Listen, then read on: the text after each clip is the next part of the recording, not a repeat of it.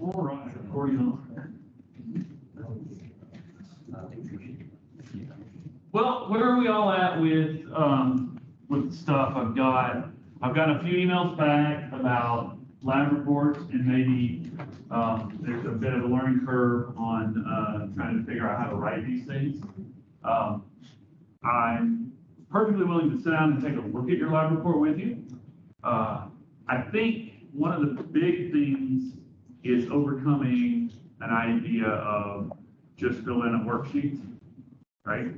And so I realize that may be not necessarily what you're used to, but we're going to grow. So it's going to be a lot more thinking to it than just fill in a worksheet. So let's see. I think I only had one lab turned in that gave me my instructions back. I do not need my instructions back, y'all.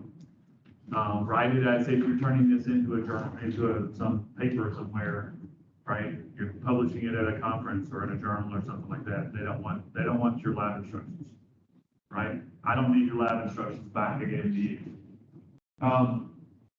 Let's see. Make sure that you can see the feedbacks on, and we've talked about this before with other classes. That can be a little hard to find. So sometimes I write stuff in the PDF that you submit. So it might be that you need to download, not just look at in Georgia View. You actually need to download the PDF with the annotate. Is it called annotations or notations? I don't remember.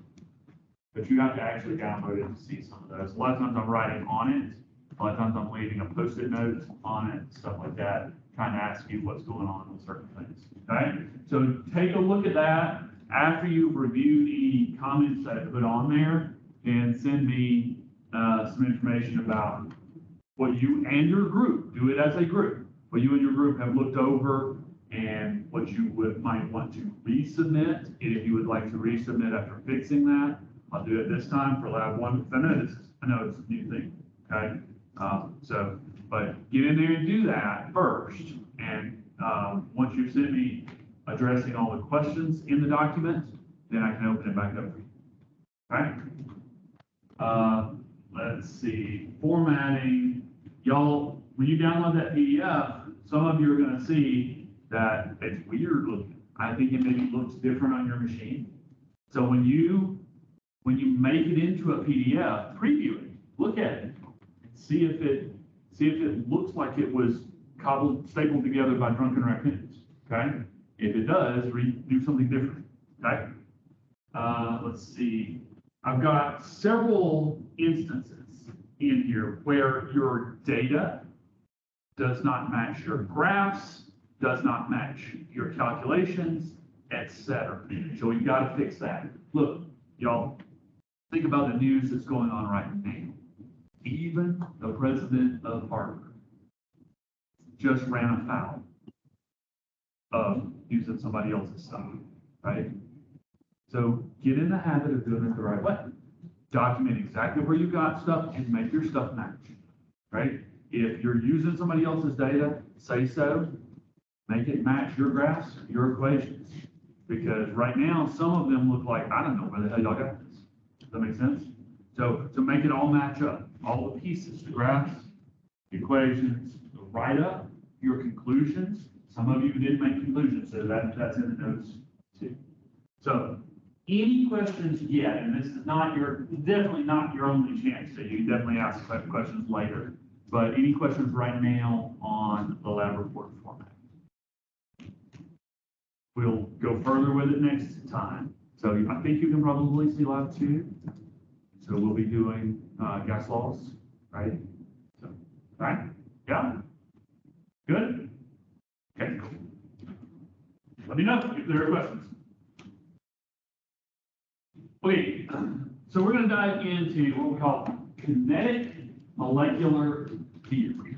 So remind me, y'all, what I think the difference between laws, as in gas laws, and theory, as in kinetic molecular theory. How am I using those two terms distinctly here? What am I saying when I say theory versus law?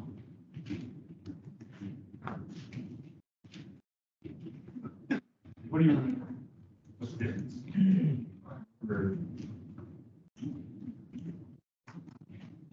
Law, is it about the numbers?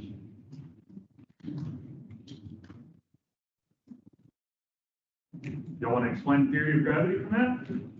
Cindy, you want to explain the theory of gravity from that? No? Why not? I don't know that I can explain the theory of gravity to you. Right? But I can do what? Yes, but use my terms here. What can you tell me about that, Brady? That the margin will fall down. How fast? What's it slow? Slower at the speed of second. All right, and we could even set up the gravitational equation and calculate that for different masses, different planets, stars, whatever, right? That's the what? The law of gravity, right? And the theory of gravity is what? Objects and mass will always pull each other. That's law. That's Newtonian right there. Why? And that's damn hard, right? And I don't have a quick answer for you. I tend to believe that Einsteinian curved space-time theory conjecture, but theory, right? I mean, we can't prove it, and we're still fighting about it. Okay, now pulling back. Okay, we talked about gas laws last week. Now I want to talk about kinetic molecular theory. So where am I probably going with this? Yeah. Okay, so if you have a balloon full of a given amount of gas and you heat it up, what happens to the balloon? It expands. All right, that's a law. It just does that. We can graph how much it does, that it's proportional. Those are laws. Why does it do that? Now we're in the realm of theory, and that's where we're going to go today. So some conjectures. I know in math, a lot of times you have these, what do you call them, axioms? Is that right? Postulates, right? So that you can set up your way of thinking. Okay, so here are kind of our postulates that we want to talk about. We think that one, gases are composed of molecules that are in continuous motion. Okay, so they're not just sitting still, unless they're at absolute zero, right? They're in continuous motion. They travel in straight lines. That's Newtonian physics. They change direction when they collide with other molecules, or, very importantly, with the walls of the container. Okay, so whatever the gas is containing.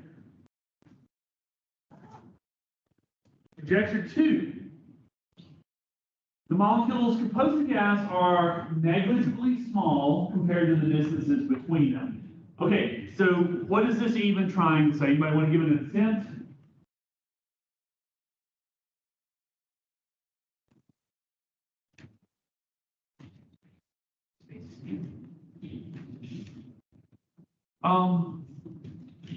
Murph, how far is it, and we're just guessing that there's an auntie. How far is it from where you're at to auntie's house? It's really far? Like Atlanta or another country? Pick one in another country. So that's what? Oh, no, that's real. Yeah, that's what, 1,200 miles? Ish to that? Okay. Now wait. We talked about how far away auntie is, but are we talking about from here or from here? From the middle of Murph or from the edge of Murph?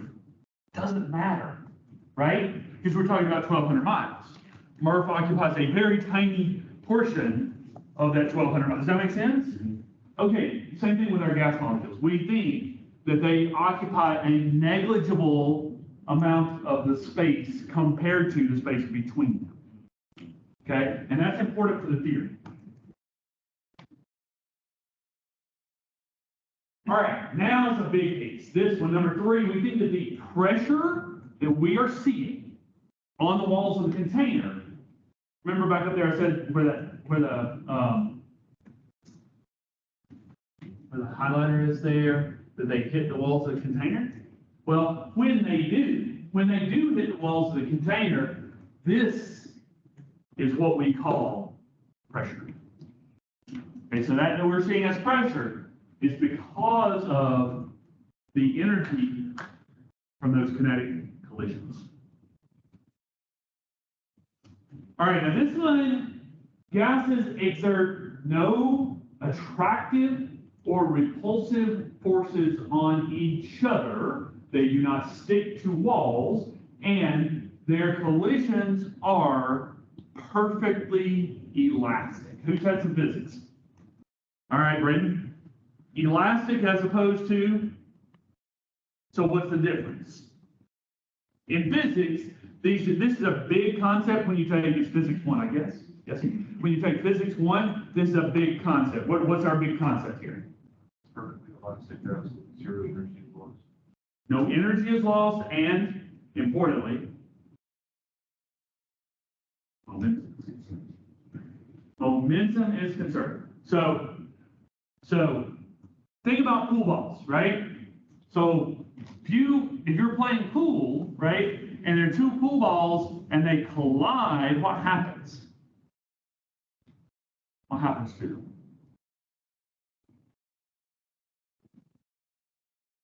What happens to your pool balls when they collide? Anybody play pool? Y'all play pool? What happens to pool balls? Okay, they bounce off each other, right? So what does not happen, hopefully, maybe in the movies, right? But you hit one pool ball, it hits another one, and instead of transferring momentum, everything just catches fire and stays where it is. That would be something different than an elastic collision. That would be an inelastic collision where you're transferring that kinetic energy into some other form, fire in this case. Okay? So they are all elastic, they bounce off. And the average kinetic energy, and this is a very important piece, the average kinetic energy of the gas molecules is proportional to the Kelvin temperature. So what we are seeing as temperature is the average kinetic energy of molecules. It's very important that we talk about it's the average. We do not necessarily claim that it is for any given gas molecule that it's that molecule's energy. It's just the average of all of them stuck together, okay?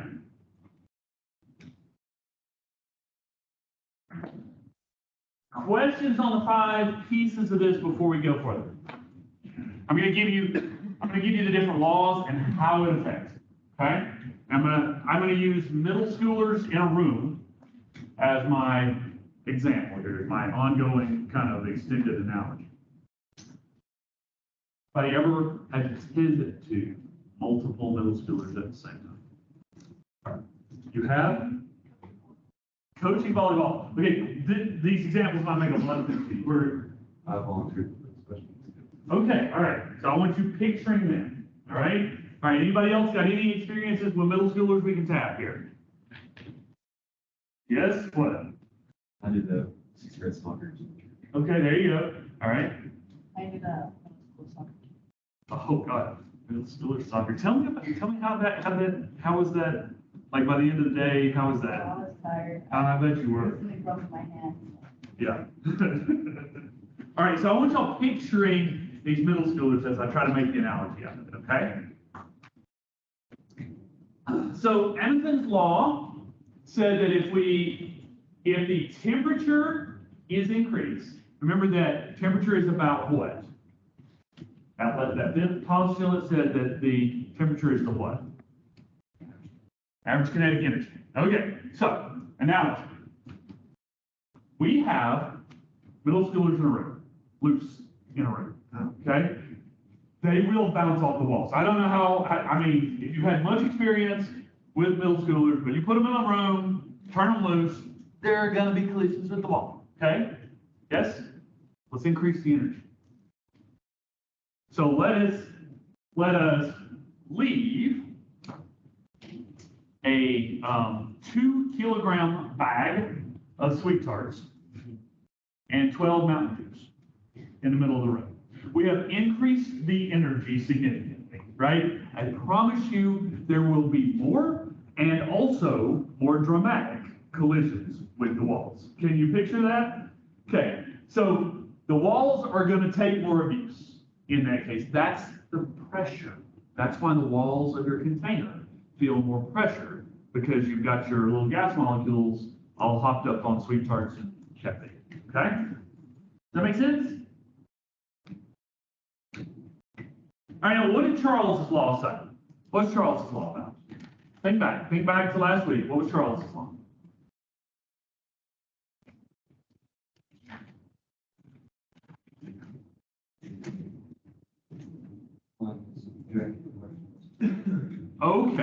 Okay, so if pressure maintains, right, then you increase the temperature, it increases the volume, okay? So this time our middle schoolers, I have them in a room up there, but I think I'm gonna not use them in a room, so we'll see, yeah. Your soccer camp, right? So this time they're not contained because we let pressure stay the same, but we let the volume change, right? So you've got everybody corralled in the center of the field, right? But you apply those sweet tarts and Mountain Dews, right? Now what space do they occupy? Will they stay there? They won't? No, I don't think so. If you apply sweet tarts and Mountain Dew, they're going to occupy the entire field, maybe under the bleachers, right? Yes? Okay, because they will expand if you apply more energy. All right, wait, well, okay, what was Boyle's law? Boyle's law said what?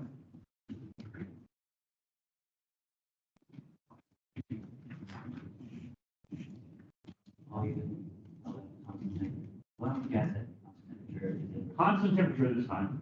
And what? Inversely proportional to pressure. Okay, wait a minute. All right, so now back to my room analogy. Got my middle schoolers in a room. Whatever constant, we're not applying extra Mountain Dews this time, okay? Constant amount, but what am I going to do with my room walls? Yeah, I'm gonna close them in.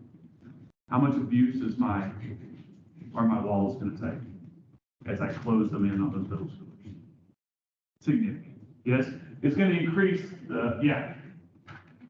So as you close them in there, right? Yeah, it's going to cause more impacts and more aggressive impacts with walls.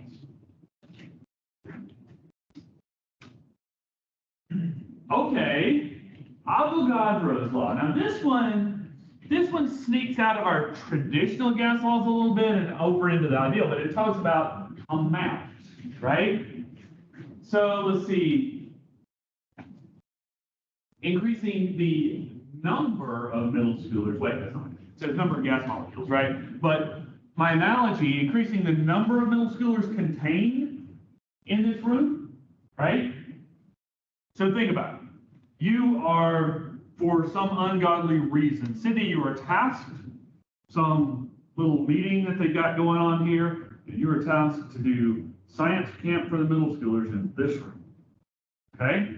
And I want you to imagine you got 10 middle schoolers in this room all day, okay? Cool. Or imagine you have 50 middle schoolers in this room all day. Do you see the difference? Yeah, it's going to be significant, I promise. Well, Avogadro's law says the same thing about gas molecules. They're little middle schoolers, right? If you put more of them in there, it's going to increase the pressure. Does that make sense? Or it's going to increase the number of collisions per unit area. And there's no extra middle schoolers. They might be making the ceiling. I don't know. They're in there somewhere. Yeah. You gotta use all the degrees. You got that many, right? All right, cool. This one is, now I'm extending us a little bit. So, if you have, I want you to imagine a situation where you've got this room, okay, and it is full of 30 middle schoolers and you have a given energy condition, sweet tarts and Mountain Dews, whatever that number is, okay? Okay, 30 middle schoolers from Dalton Middle School, right? Got it? Okay, wait, new scenario. You've got 10 middle schoolers from Dalton Middle School, 10 from Hollow Creek, and 10 from, what's not middle school here? Eastbrook, all right. So 10, 10, and 10. Well, what can you tell me about the pressure on the room?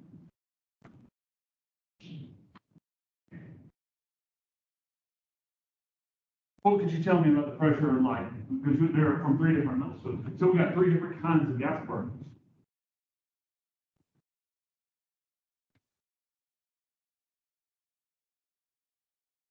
Let me ask something back. All right, hold on a second. You understand what I'm saying? Yes? Okay, we got 3 different kinds of gas molecules. Let's go back for a second. Find in here, in these 5 setup ideas, where does the type of gas molecule matter? What'd you say? It doesn't. Nowhere in here did we talk about the type of, right? Because we're specifically saying that they're small and that they're not exerting any forces on each other. So it doesn't matter that it's 10, 10, and 10. It just acts like 30. At least for gas molecules. I don't know if that's true for caloric. But my analogy may be starting to bring it. Okay. I don't know. Murph, would the analogy extend Southwest DeKalb and Crim? Would that work? Crim High School out of Fulton? You don't know that one? Great. Okay. Hours, I don't know. It's rough? Huh? Okay. All right. So my analogy might break down a little bit, but for gas particles, we think, it doesn't really matter what flavor gas particle it is. It's just a particle. We're going to treat it as if it's just any other particle. Therefore, we can talk about the total pressure, P sub T, up top. Oh, Alice, this may be a thing for I confuse people, so it's something to be aware of, especially the ones that are not having before and be using the subscripts.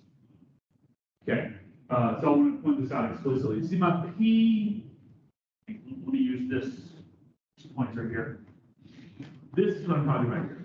This T, P, I'm saying P for pressure, sub as in subscript, T. And in this case, and it's going to mean different things, unfortunately. In this case, I mean total. Okay? The total pressure, what is this? Did I just do poorly with a mouse drawing an E here? What is that? Summation symbol, Greek, epsilon, capital. And then here says P again for pressure, but this time I've got sub I for individual. Okay, so that just says that the total pressure is the sum of all the individual pressures, like you can say PT is P1 plus P2 plus P3 if you have 3 different gases. But it also works if you have 300 different gases. Okay, so that red up there is a way of generalizing that equation when I've got plus P sub n dot dot dot, right? Okay? Questions on that guy? I know we'll need some examples. Okay, cool. Distribution's coming in. So help me with this with my analogies. I'm about to sneak out of my analogy now. It's kind of starting to break down anyway, right? So does it make some sense how we're trying to explain it? Kinetic molecular theory is pretty well accepted at this point. We're like, yeah, this was probably going to be, yeah, this is probably right. Remember, in science, nothing is ever proven. So I cannot say that this is a theory that's going to last for thousands of years. I'm just saying it's the best explanation of gas behavior we have for right now. Okay? Questions about individual ones? How they work? I'm going to give you some homework questions on them, right? Those are coming. Okay? Anybody already look at those? I think the homework questions are up, aren't they? Okay. All right. How many of you have heard of, let's say, the normal or Gaussian distribution in maths? Maybe in stats or something like that. I taught it in high school stuff. Math 1, we used to teach it in ninth grade, stuff like that. You don't have any idea what it is. Okay. Anybody help him out here? Anybody help Owen? What is a normal distribution? What am I talking about? A situation where you might see it would be like talking about, like if I post your test grades, that's not very visible, is it? And I say that's a normal distribution. What's that talking about?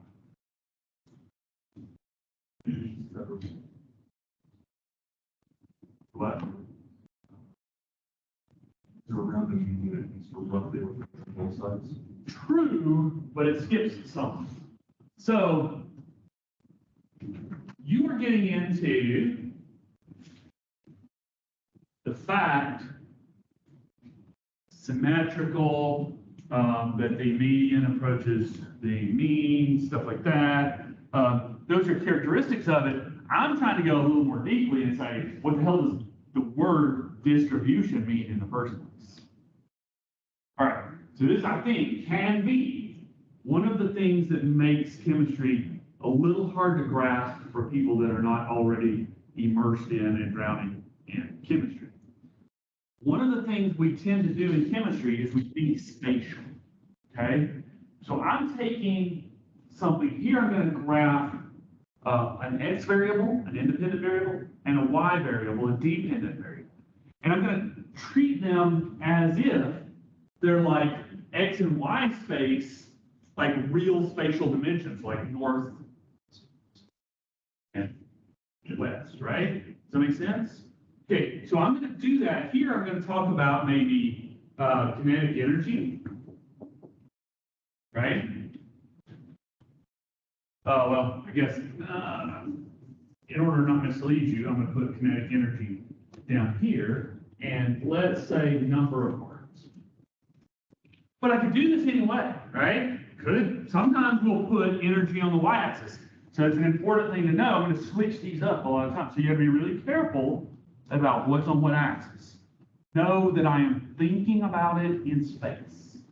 So a distribution then is a graph in some sort of dimensions of a picture of reality. That's what we're trying to do, is we're trying to graph things so that we can apply math to it to try to understand our reality. That's a lot of what our science is. Does that make some sense?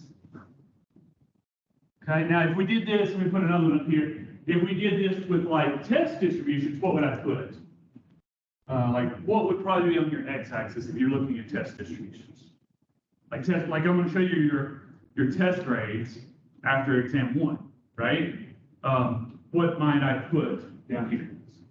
All right, so I might put like 0 to 10, 10 to 20, etc. You know where I'm going with this, right? Etc. Right? And then what am I graphing with my y-axis? How many, right? Or I could do percent, right? Or whatever, right? And then hopefully, do not get a normal distribution. Hopefully, right, we have a skewed high north distribution. Does that make sense? Okay? All right, cool. Now I'm going to talk about a non-normal distribution. This one, so in statistics, usually intro statistics is all based on the Gaussian or normal distribution, but it's not real. It's not, it doesn't, I shouldn't say it's not real. Let me say that a different way. A lot of times when we are looking at behavior of natural systems, they don't necessarily follow a, quote, normal or Gaussian distribution. All right, so let's think about that. Let's see. Let's say y'all did really well on exams, right? So if I put, let's see, we'll get rid of the curve for now. And I'm going to say up here we've got in the 90 to 100, let's say we had 2 people, right? And in the 80 to 90, we had 15 people. And in the 70, 80, 10 people.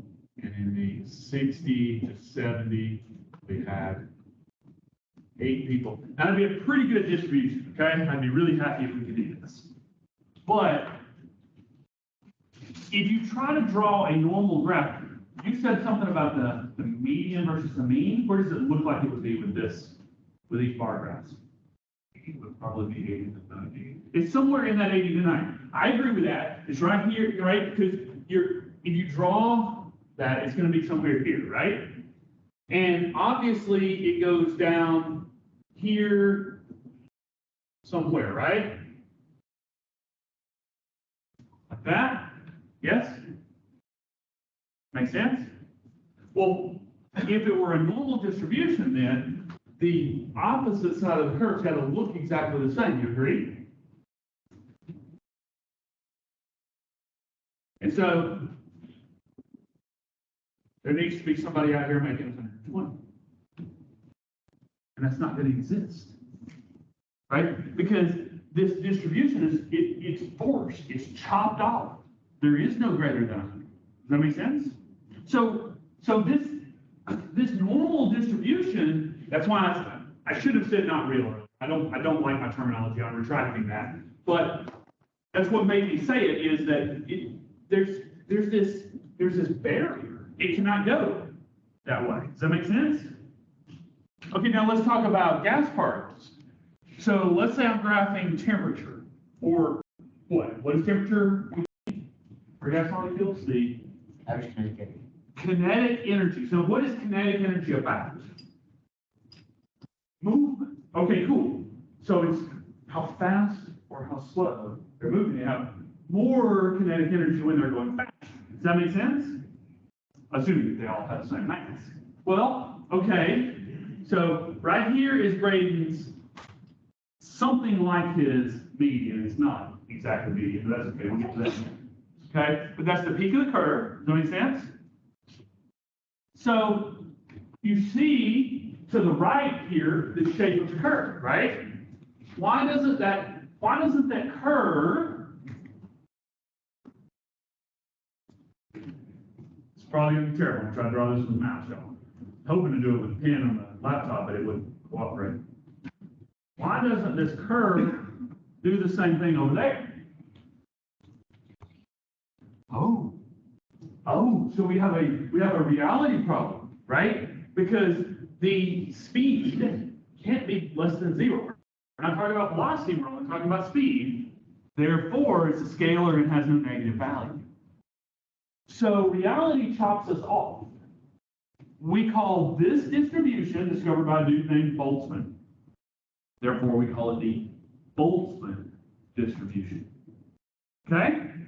What do you see about this? Get rid of that. Let me get rid of that piece that doesn't exist. What do you see about this real distribution?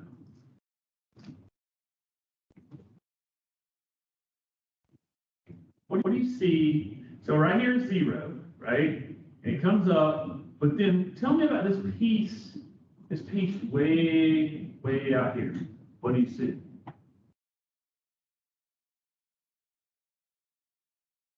Remember, this is in kelvins, right? So down here we have speed in meters per second, but really you could put Kelvin temperature down here the same, right? Because that's what that is. So we have this piece, look. Where does it get 0? Probably never. Theoretically never. Probably. Actually it does, but theoretically that's just asymptotic out there, right? So there are a few particles out here, right? Does that make sense? Yes. All right, who lives like in the Chatsworth or Chattanooga areas? You do? How much ice did y'all have? Pretty good bit? Okay. How's it look today? Oh, cool. Did y'all get up to 70 degrees yesterday and dry out? But I know it was really cold. Wait, you were still really cold? Freezing yesterday. We didn't get above freezing yesterday. Did y'all? I Probably not. I think y'all did. I live close to Chattanooga, but I live in Boston. But we still have. Rock Springs did not get above zero yesterday. Yeah, y'all are north of us, so, I'm in between Lafayette and Truck, so y'all did not get, well, wait, then, hold on. Those are water molecules, right? They're frozen, but they're still water molecules, right? Where'd they go?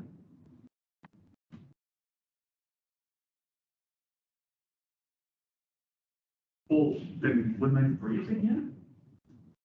I didn't have any trouble on the roads coming over today. They were nice and dry. How'd that happen? How'd that happen?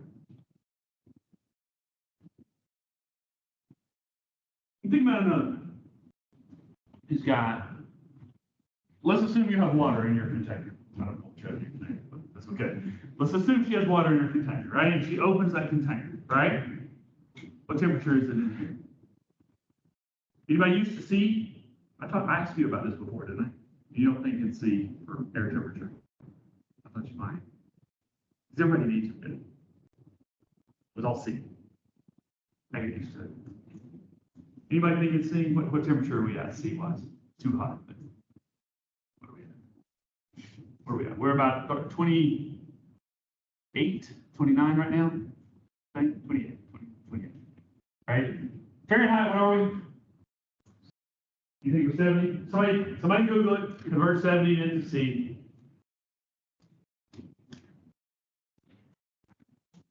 It's only 25. Yeah.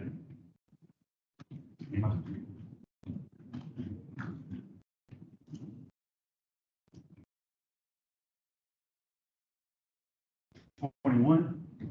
Okay. All right. I'll do warmer than that in here. All right. Got out. Maybe the outside, I guess, I don't know. All right.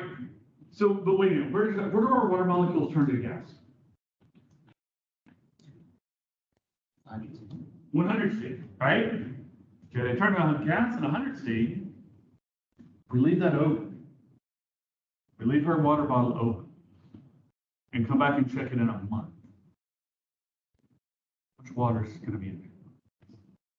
Maybe none. Where'd it go? But nobody came in here and set it on fire and boiled it, right? How did it do that? They are still moving, but they're not gas moving. They're not going that fast. Except some of them are. So even if, I'm going to use this again, okay?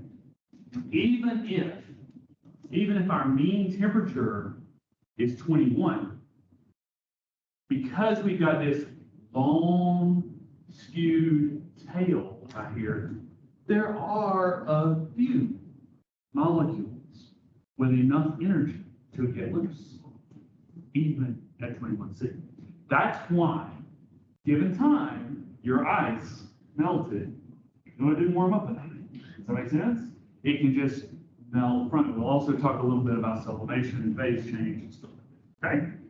Because a few of your gas molecules are out there on the edge of this distribution. It's called Boltzmann distribution.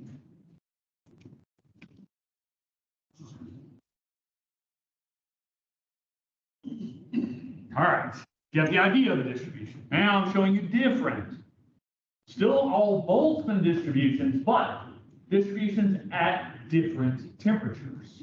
Okay, so make sure you get in a habit of thinking of picturing these temperatures: 100K, 300K, 700K. So describe those temperatures to me. What do you feel if you're standing around at 100K? If you're standing around at 200K, you're standing around at 100, 300, 700. How do you feel? Convert to C, if that helps you. 100K is what in C? Negative what? 173? Yeah. So we do not have a freezer in this building that can accomplish that. We do have a negative 70, but we do not have a negative 170. Okay? So beyond the capability of any freezer we've got in the chemistry department. Does that make sense? Okay. 300K, what is that? About 30. Close to where we are now, maybe a little warmer than we are now, right? That makes sense? 700K, what is that?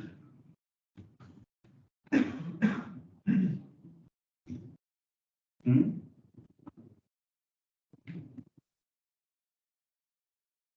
700K, let's see. Get used to converting this. What do you get? How do you convert from K to C? Subtract 273.15. 426. Now, remember I'm a geologist still at heart. So at 426C, your rocks don't actually melt, but they're starting to get close. That make sense? Some magmas out there are as cool as 500C. Okay? Maybe how much volatiles they have. So gives you an idea. We're probably glowy red hot rocks at that point. Okay? Does that make sense? Now let's look at molecular speed. Where does the average, and I'm using that term loosely, look like it is for the 700K curve?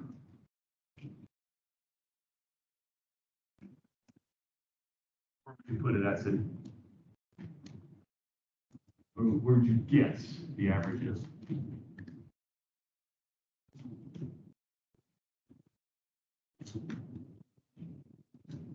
All right, well, let's look at our curve. Where would you guess the average is? Where did Braden guess the average was for this guy over here? Right here. Why did he guess it right there?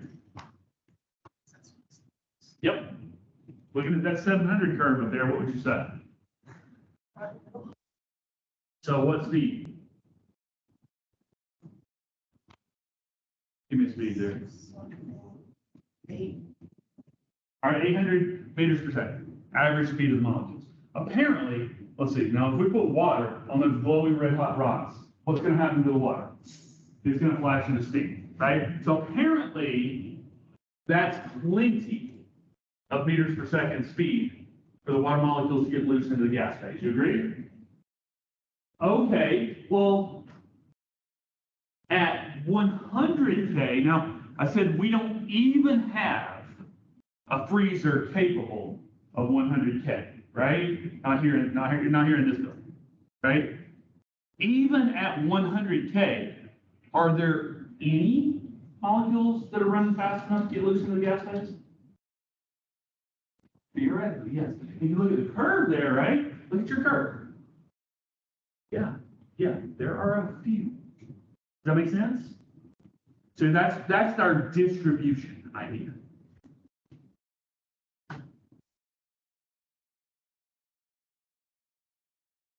You can also do this another way, all right? Look how similar this graph looks to the one above. Do you see the similarity in the shapes of the curves? But what's changed here, they're all at 300K. What's different?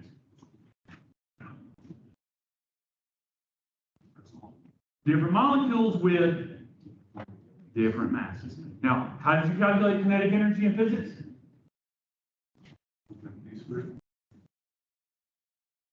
Yeah, v squared, 1/2 v squared, yeah. So mass times velocity squared. Well, so mass apparently matters. So this higher mass, right, for a given temperature, gets moving faster for smaller things. And you can see this effect on melting temperatures, boiling temperatures, etc. Make sense? Hi there. Haven't heard from y'all in a while. Y'all ship out your ice and make it out of. The weather field is really good. She had ice inside her car. I have a picture. My car is so cold. I don't have heat in my car.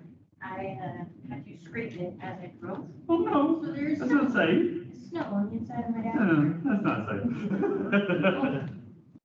safe. So Jenny's greenhouse didn't make it.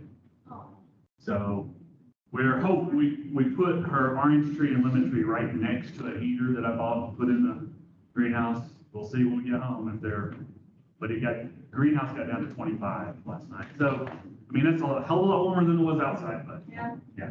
So it's something you can do. right. You'd be available in 15 minutes. Yes, ma'am. We'll come I'll see you in a around. bit. Oh, do I have the swing today? I don't think I have left. We don't have left today. So, okay. Yeah. So after class, I'm just free for a while. Okay. All right. So that idea that it's energy, but we got to talk about mass for this and speed. Both things come into play. Okay? Make sense so far? All right. I think, let's see. All right. I told you we would get to this average thing. Technically, that peak is not mean, and it's also not mode or median. It's neither of those three. Y'all remember, like maybe middle school, I know they did this with us. They would yell at us for like using the term average when we meant mean. Do they still do that? They still yell about that? Okay, technically that's true. Average is this general term, and all three of those things are versions of an average. Well, here's another one that you probably did not hear of. Root mean squared version. Okay? And don't worry too much about this. I'm not going to make you calculate root mean squared. Is it in the homework? I don't know if it is. It could technically be in the homework. I think hopefully it is not. It's definitely not going to be on an exam. All right? I wanted you to understand what it's doing. It's a different way of doing averages. This is R. We're going to get to R's big time in a little bit. Ideal gas constant. T is our temperature, always in Kelvin. Then this fancy M, that's not just an error setting up fun. That's supposed to mean molar mass here. Okay, so molecular molar mass. And this gives us our mu RMS, subscript RMS, which means root mean squared. Okay?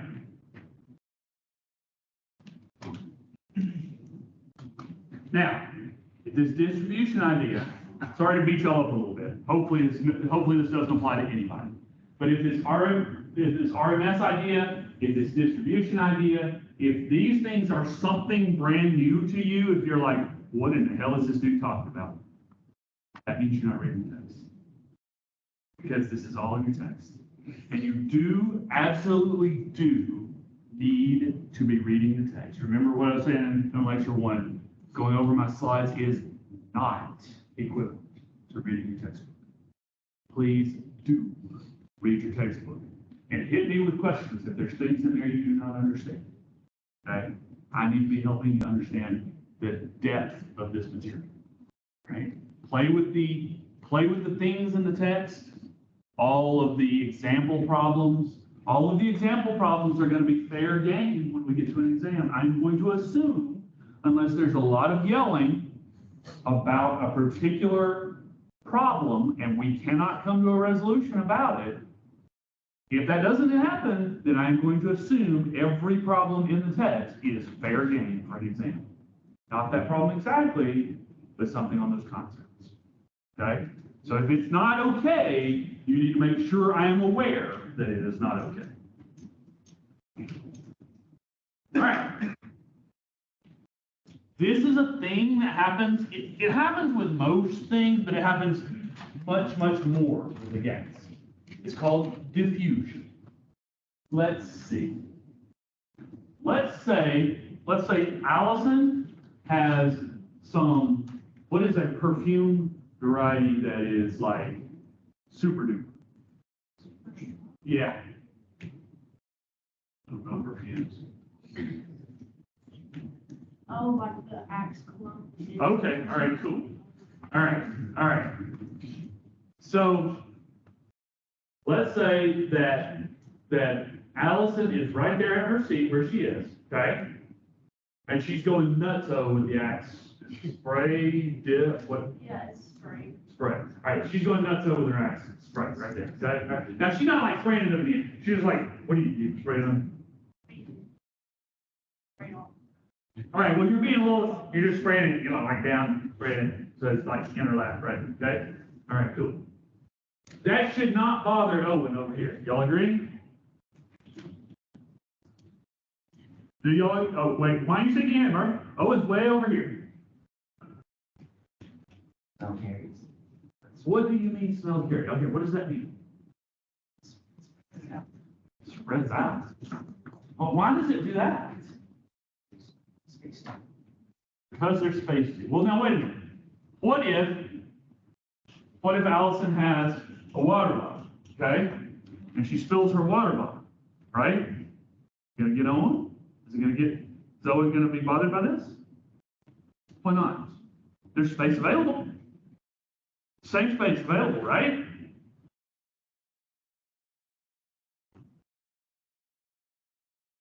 You can't spread that far. Okay. So gases tend to do this at a much greater rate than liquids or solids or anything else. Well, of those three at least. Plasma's probably at an even greater rate than unknown. But so they tend to disperse from. All right. Question for you.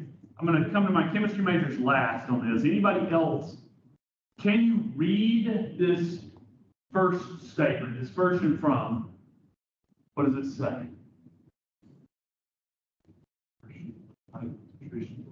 Good. How did you know that? I saw it. Okay. All right. Abbreviations, y'all. We're going to abbreviate stuff so much, okay? So you got to ask me if I use an abbreviation that is not intuitive to you, that says dispersion from high concentration, the brackets mean concentration there, to low concentration, right? You can talk about molar, you can talk about grams per cubic meter, whatever, some sort of concentration values back from Chem 1, all right? All right, cool. So dispersion tends to move from high concentrations to low concentrations, and it has a rate of dispersion. You get to upper level chemistry classes, hopefully you will, Miriam, you will get to use dispersion rates, and there are constants for them, and how fast different things disperse. Okay? That's called diffusion. One of the big things about diffusion is that the molecule path is chaotic. Why? Let's see, this molecule starts here and it's just flying along. We said they fly along straight, right? What probably happened right here? It hit another molecule, right? And it bounced. And then it flew a little ways and it hit another one and it bounced. And it just bounces all over the place, right? That's why it just expands over time to fill the entire space, because of that chaotic bouncing around.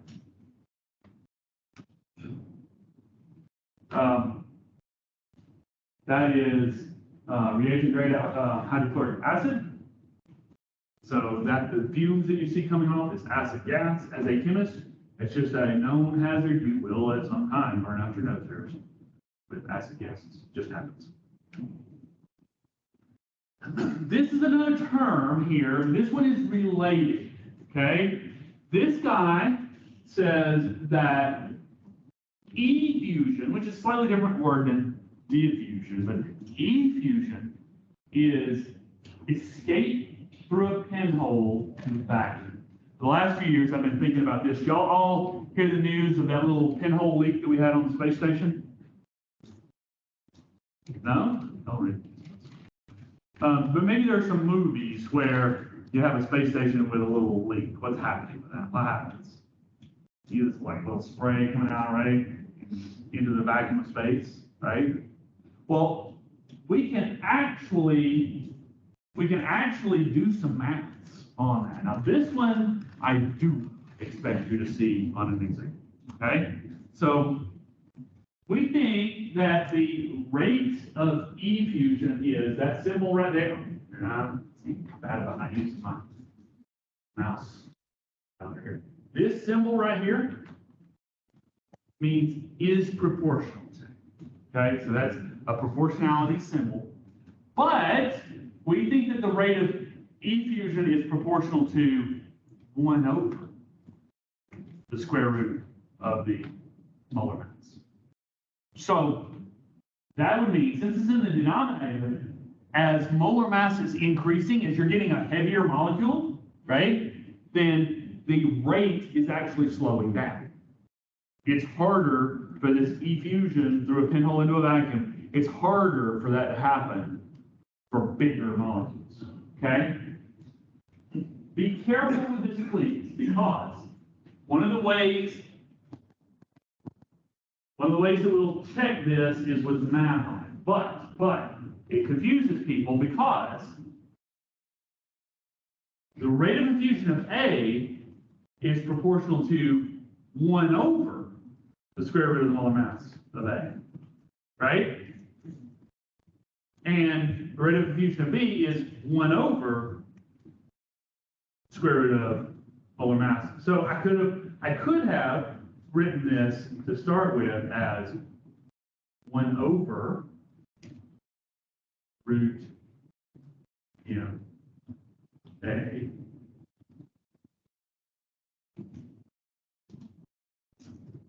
over 1 over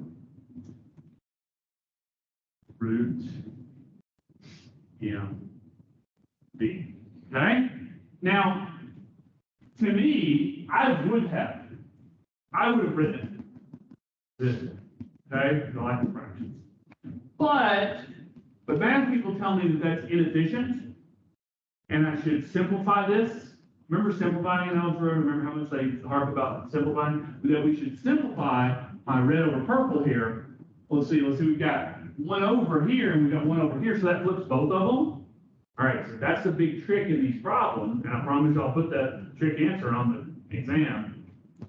The MB ends up in the top. Make sense? Okay? Yeah? See the trick coming?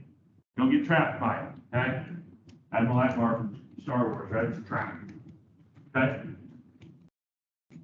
All right, good on this? Make sense? Practice problems during the homework, I know? Okay.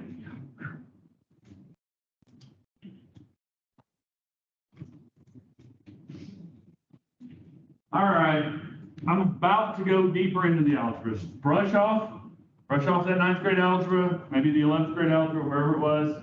All right, here we go. Ready? Yes? Anybody need a strong drink before we get started on the algebra? Sometimes it helps, sometimes it doesn't.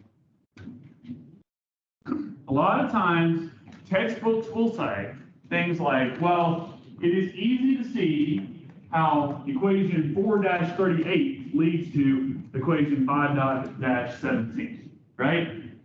And then I read it, and y'all, I'm pretty practiced at reading these things, right? But I read it and I'm like, no, it's not.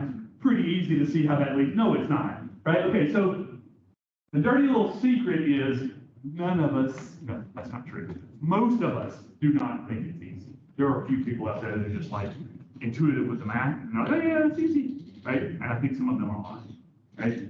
So, a lot of times when you see this, when it says, you can see easily how the result is attained, what that actually means is we didn't want to work this out. So, okay?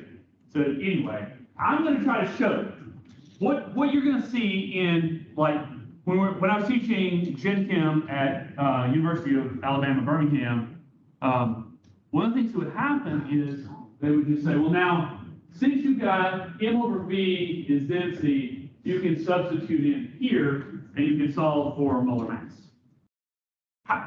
Wait, what? Looking at those two equations up there, how do I expect my students to get from that to molar mass? Do you see the path? You already see it? I don't think I would. I do not think I would just naturally see this. I would have to work at this and try to solve the algebra. So I wanted to take you through this one. I won't always take you through them. I don't mind doing so if you come to me in the office and ask me to. I'll help you work through the algebra. But I won't always do it in lecture. I wanted to take you through one so you can see how this happens. Okay? So we've got PV equals nRT. Remember, that's my favorite. That's my favorite ideal gas law, right? What are the pieces of that? P is pressure. V is volume. Oh, what's this little n? Number of moles, okay, moles, that's an important piece. R is a gas constant, okay? T, okay, cool. All right. So if we divide both sides by T, follow me so far. This is already worked out in the notes for you, by the way, in case. But we divide both sides by P, now we isolate V. But we know that volume, look, that density equals mass over volume. I've rearranged, right? This now let's get it. So I've rearranged here so that volume, in fact, equals mass divided by density. Oh, well, I can substitute in, right?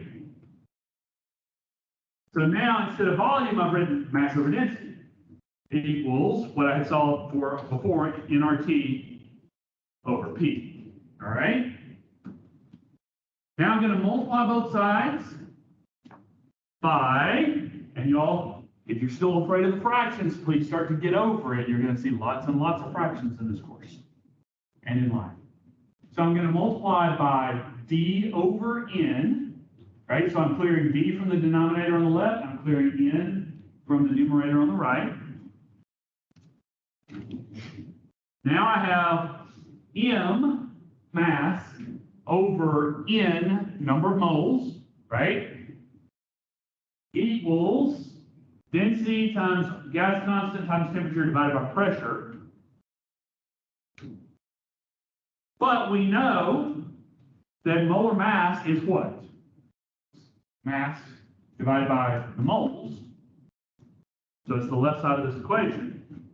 So now I can substitute again and get that the molar mass of a gas is equal to its density times the ideal gas constant times the temperature divided by the pressure at that temperature. You see all the algebra shenanigans I just went through?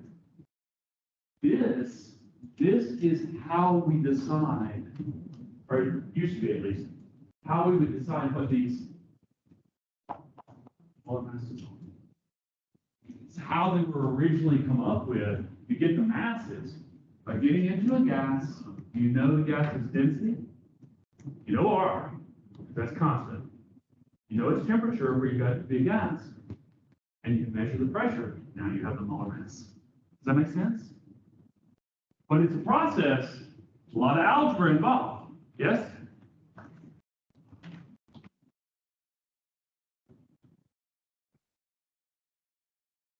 could also say that the molar mass times the pressure divided by R, gas constant times temperature, will give you the density of the gas. So you can use this as an engineer to say, well, okay, wait a minute.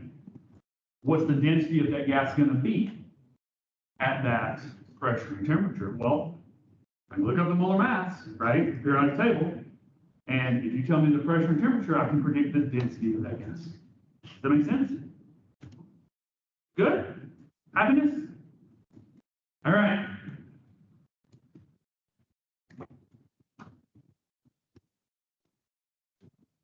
So this means that the higher the molecular mass, the higher density I would expect, right? Because it's on top. Or the higher the temperature, the lower the density I would expect because it's on the bottom, it's in the denominator.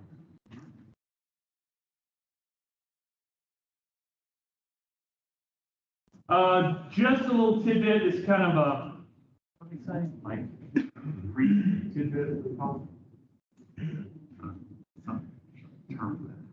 Anyway. I wish I could remember that. So, just so you know, because we can solve this volume equation here for any given number of moles, like 1 mole, right, for temperature and pressure, at standard temperature and pressure, standard being 273.0 C. I hate this, y'all. I'm sorry. Standard temperature for some things like thermodynamics and electrochemistry, we're going to say standard is at 25 C. For gases, they do it at 0. Sorry. I hate that, but then I can listen to it. So just know that standard temperature and pressure for gases is 1 atmosphere and 0 C273 and 1 okay. Well, you can solve this equation and you can say that a liter of ideal gas, a mole of ideal gas is 22.4 liters of gas. Every time you got a liter, you can figure out 1 over 22.4 moles.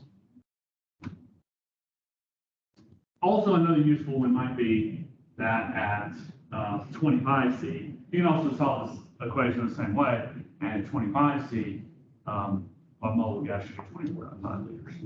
Ideal gas, okay? My chemistry matrix, I will hint that our physical chemist uses that number right there, the 24.5. It expects you to just follow it up with a question. Okay, so that now you know, now you're pre-warned where that comes from. It's just solving the ideal gas equation. All right, this was Dalton's law, but here's another example of it where your air pressure, standard air pressure right now, let's say we're at 1 atmosphere, right? Well, this is a total. Remember, Dalton's law says that pressure total is just the sum of all the individual ones. What are you breathing in right now? What's in the air that you're breathing in right now? Is it pure oxygen? No, that's not actually healthy, right? It's also very explosive. So, what is it?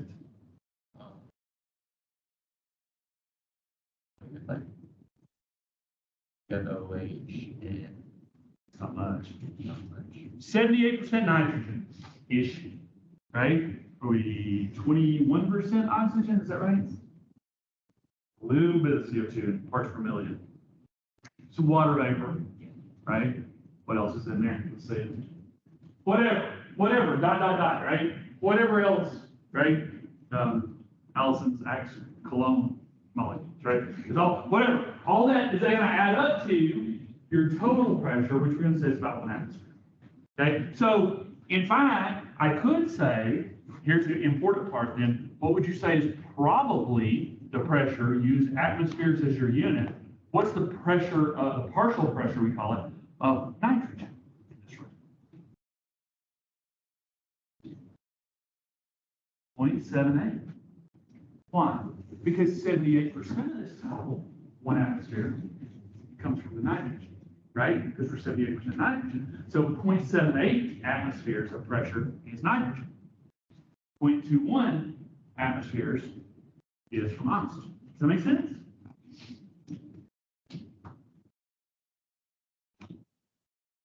And this is just solving that. So you know that the number of moles, that's the little n, right, of A, and the number of moles of B, you can solve this whole equation here, right? So I'm going to substitute in again, more algebra shenanigans. So for pressure, P equals nRT over V. Well, the red, I'm going to substitute in for this, and the blue, this one, right?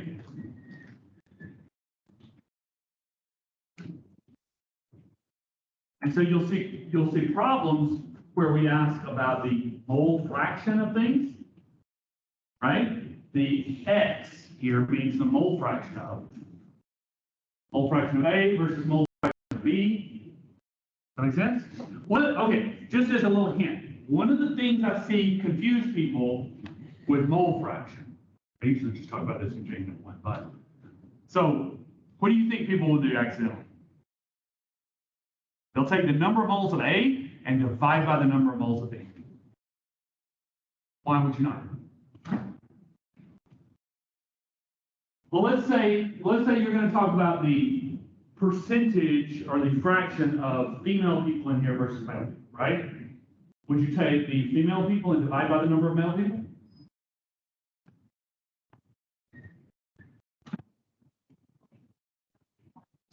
The percentage?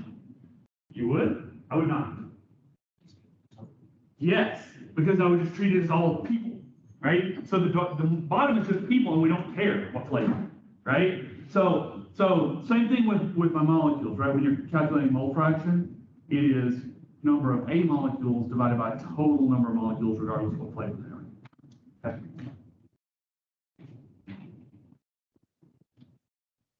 Yeah, same idea here, it's just solving the algebra. Much I have.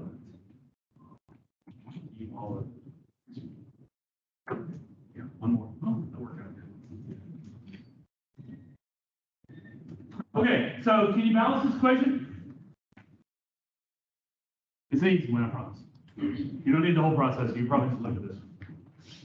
Can you balance it? Yes. What is it? What is it, Ray? 1 and 2,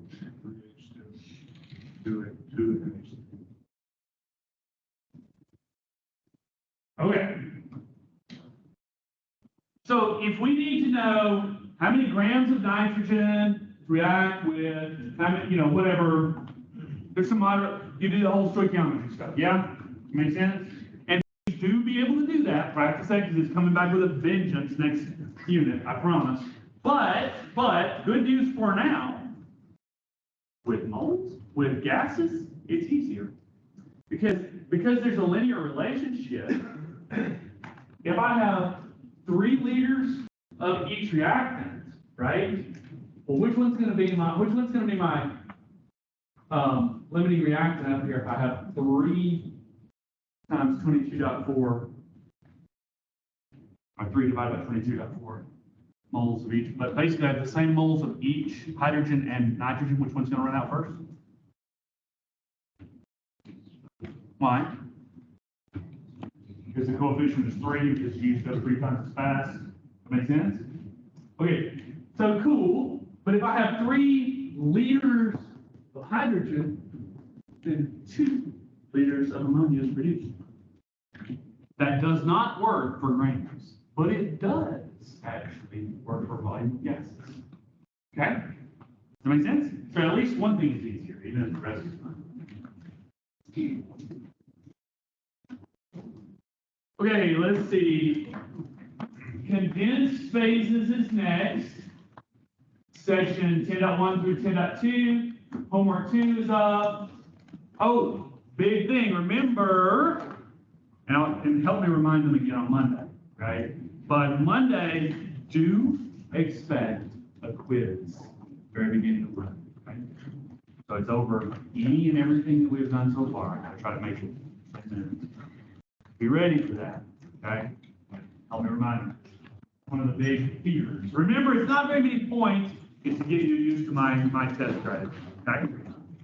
All right. See ya. The first SI session Oh. is First SI session tomorrow. at 2 p.m. across the hall, 113. We'll have a lot of fun. Be good practice. She's more fun than I am. Go through here.